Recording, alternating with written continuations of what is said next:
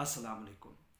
रीठे की बात करते हैं। इसकी जो पोस्त है, जिसको ऊपर वाला फल होता है, ये बहुत ही मयारी है और इसमें बेशुमार कुछ ताजात होते हैं। वो अक्सर गरी हो, वो मतलब कीमिया गरी हो, वो आपकी खुराकी हो, तिब हो, जिस भी लिहाज से, खाने के एतबार से भी, और आप कीमिया गरी में इल्म कीमिया में भी इसको इस्तेमाल करते हैं।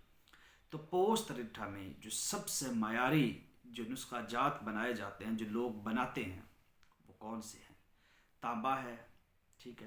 तांबे को आप बरादा करके पोस्त रिठा में आप बना सकते हैं, ठीक है।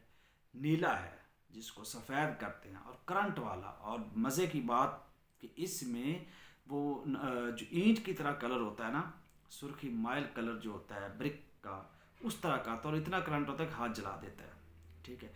अकीक, अगर आपके पास अकीक है तो उसका एक उम्दा और बेहतरीन कुश्ता रीठे में होता है।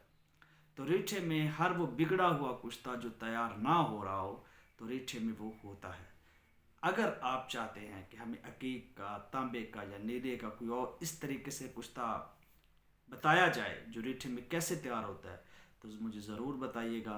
वीडियो तो ऑलरेडी मैंने 1000 वीडियो प्लस डाल चुका हूँ, कुछ छोड़ा ही नहीं है कि अगर उस पर अमल करते हैं तो बहुत नायाब और म्यारी नुस्खे मौजूद हैं। तो रीठा बहुत ज़रूरी है। इसकी हिकमत, इसके रिलेटेड आपको ख़बर हाव ना होना ज़रूरी है, क्योंकि इसमें वो कुछ ताजात बनते हैं जो किसी और में नहीं बनते। माना वो बुज़ुर्ग बूटी, माना वो शहनशाह बूटी यक है, इसकी भी अपनी एक वैल्यू है।